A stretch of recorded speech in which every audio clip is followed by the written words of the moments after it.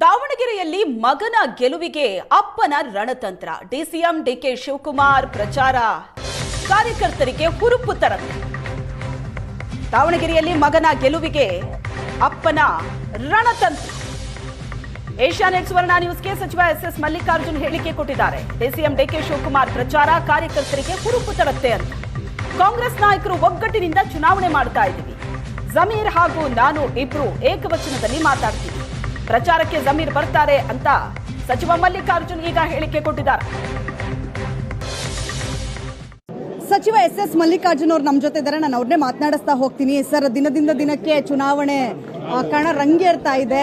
ಹೇಗಿದೆ ಸರ್ ವಾತಾವರಣ? ಚೆನ್ನಾಗಿದೆ. ಈಗ ಪ್ರಾರಂಭ ಆಗಿದೆ. ಎಲ್ಲ ಸಮಾಜದವರು, ಎಲ್ಲ ನಾಯಕರುಗಳು, ನಮ್ಮ ಕಾಂಗ್ರೆಸ್ ಪಕ್ಷದ ಎಲ್ಲ ಕಾರ್ಯಕರ್ತರು ಎಲ್ಲರೂ ಸೇರಿ ಒಗ್ಗಟ್ಟಿನಿಂದ ಚುನಾವಣೆಯನ್ನು ಮಾಡ್ತಾ ಇದ್ದೀವಿ. ಈಗ ರಂಗ ಏರ್ತಾ ಇದೆ.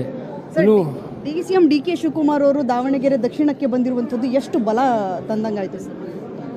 ನಮ್ಮ ಡೆಪ್ಟಿ CM ಅವರು ಯಾರು ಡಿಕೆ ಶಿವಕುಮಾರ್ ಅವರ ಜಾಸ್ತಿ ಜವಾಬ್ದಾರಿ, ಅವರ ಹುಮ್ಮಸ್ಸು, ಅವ್ರ ಉರುಪು ನಮ್ಮ ಕಾರ್ಯಕರ್ತರಿಗೆಲ್ಲ ಉರುಪು ತರುತ್ತೆ.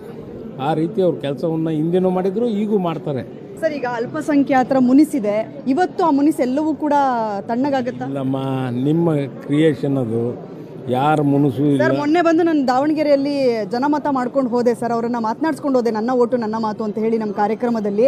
ಆ ಸಂದರ್ಭದಲ್ಲೂ ಕೂಡ ಸಾಕಷ್ಟು ಜನ ಹೇಳಿದ್ರು ಅಲ್ಪಸಂಖ್ಯಾತರಿಗೆ ಟಿಕೆಟ್ ಕೊಡಲಿಲ್ಲ, ನಾವು ಕಾಂಗ್ರೆಸ್ಗೆ ಬುದ್ಧಿ ಕಲಿಸ್ತೀವಿ ಅಂತ. ನಮ್ಮ ಕಾಂಗ್ರೆಸ್ನಾಗಿರುವಂಥ ಅಲ್ಪಸಂಖ್ಯಾತರು ಯಾರೂ ಸಿಟ್ಟಾಗಿಲ್ಲ, ಯಾರೂ ಮುನಿಸ್ಕೊಂಡಿಲ್ಲ.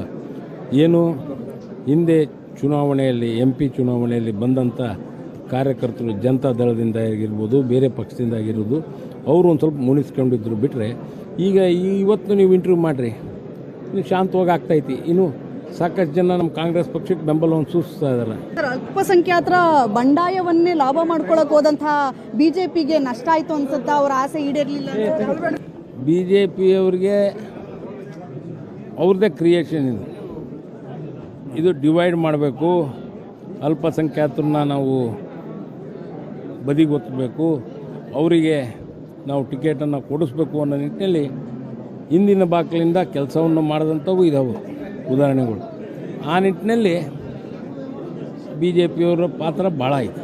ಸರ್, ಜಮೀರ್ ಅವರೀಗ ಬಂದಿಲ್ಲ, ಇನ್ನೂ ಕೂಡ ಪ್ರಚಾರಕ್ಕೆ ಬರ್ತಾರ? ಯಾವಾಗ ಬರ್ತೀನಿ ಅಂತ ಹೇಳಿದ್ದಾರೆ ಸರ್? ಮಾತಾಡಿದ್ರೆ ನೀವೇನಾದ್ರು? ಬರ್ತೀನಿ ಏನಿದ್ದಾರೆ, ಮುಖ್ಯಮಂತ್ರಿಗಳು ನಾಳೆ ಬರ್ತಾ ಇದ್ದಾರೆ, ಅವ್ರ ಜೊತೆ ಬಂದರೂ ಬರ್ಬೋದು, ಇಲ್ಲ ಅಂದರೆ ಆಮೇಲೆ ಬಂದು ಹೋಗ್ತೀನಿ ಅಂತ ಹೇಳಿದ್ದಾರೆ. ಸರ್, ನೀವು ಹೇಳಿದಂತಹ ಒಂದು ಮಾತಿಂದ ಏನೋ ಮುನಿಸ್ಕೊಂಡಿದ್ದಾರೆ. ಜಮೀರ್ ಅವ್ರು ಬರ್ದೇ ಇದ್ರು ಪರವಾಗಿಲ್ಲ ಅಂತ ಹೇಳಿ ನೀವು ಹೇಳಿದ್ರಿ. ಆ ಕಾರಣಕ್ಕಾಗಿ ಜಮೀರ್ ಅವ್ರು ಮುನಿಸ್ಕೊಂಡಿದ್ದಾರೆ ಅನ್ನುವಂಥದ್ದು ಕೂಡ ಚರ್ಚೆ ಆಗ್ತಾ ಇದೆ. ನಾವು ಅವರು ಕ್ಯಾಬಿನೆಟ್ ಕೊಲೀಗ್ಸು.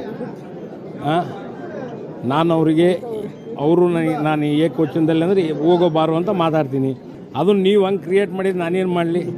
ನಾವೇನು ಕ್ರಿಯೇಟ್ ಮಾಡಲಿಲ್ಲ ಸರ್, ನೀವು ಮಾತನಾಡುವಂಥದ್ದೇ ಆಗ್ತಾ ಇದೆಯಲ್ಲ. ಇಲ್ಲ ಏನಿಲ್ಲ, ಹಂಗೇನಿಲ್ಲಮ್ಮ. ಕ್ಯಾಮ್ರಾ ಪರ್ಸನ್ ಸಂತೋಷ್ ಜೊತೆ ವಿದ್ಯಾಶ್ರೀ, ಏಷ್ಯಾನೆಟ್ ಸುವರ್ಣ ನ್ಯೂಸ್, ಬೆಂಗಳೂರು.